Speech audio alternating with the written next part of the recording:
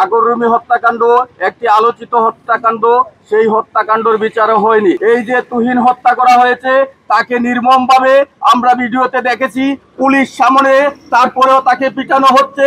এই পুলিশ তাহলে কি করতেছে?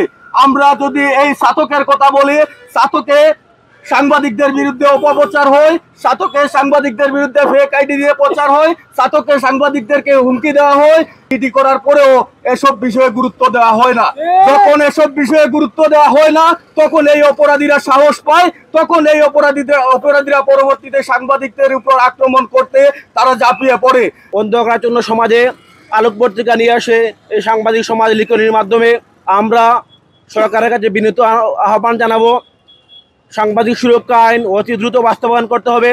যখনই কোনো সাংবাদিকের বিরুদ্ধে কেউ আঙ্গুল তুলে, যখনই সাংবাদিকের বিরুদ্ধে সাংবাদিক কোনো আক্রান্ত হন, তখনই আমাদের ঐক্যবদ্ধভাবে আমাদের প্রতিবাদ করতে হবে।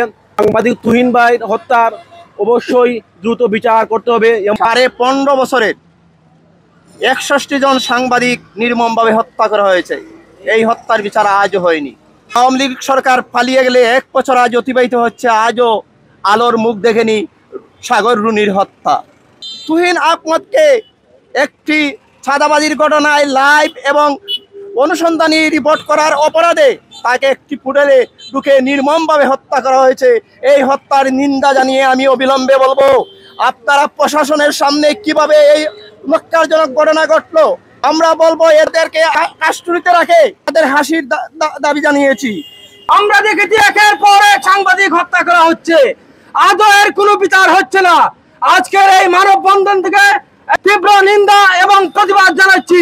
আমরা এই তুহিন হত্যার যে 7 জন আসামিকে গ্রেফতার করা হয়েছে, অবিলম্বে তাদেরকে বিচারের কাঠগড়ায় দাঁড় করিয়ে দ্রুত ফাঁসির রায় কার্যকর করতে হবে।